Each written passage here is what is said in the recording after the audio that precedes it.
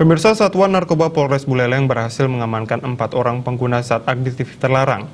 Dari keempat tersangka, 1 diantaranya adalah pengguna ganja yang kali pertama diungkap di Singaraja.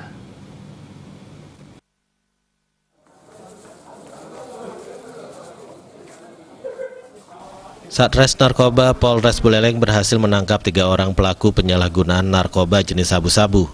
Mereka adalah Doglak, Sukranate, dan Aplik.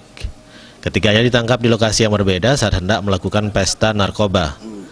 Dari ketiga tersangka ini, polisi berhasil menyita 10 paket sabu dengan total berat 1,27 gram.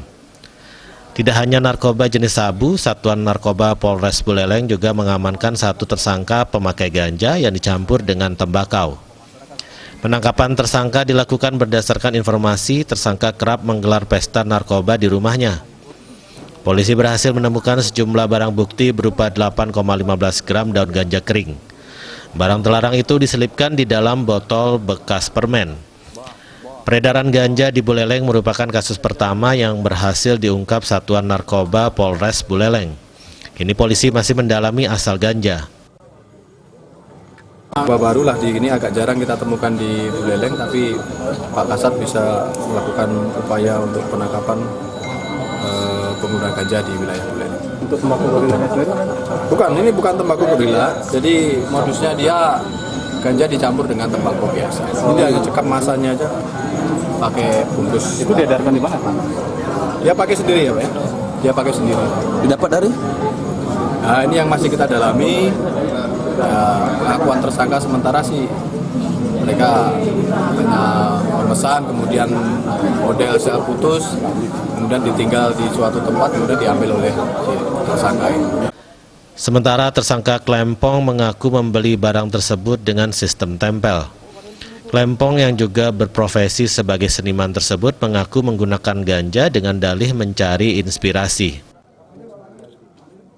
Barangnya di jalan itu memang mesen apa hanya sengaja gitu? Maksudnya?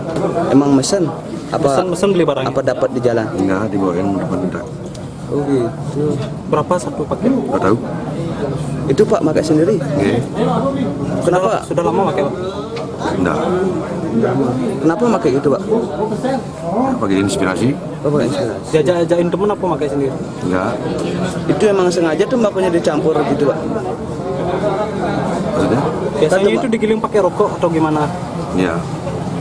Inspirasi, langsung dari inspirasi. Saya kurang seni, Pak.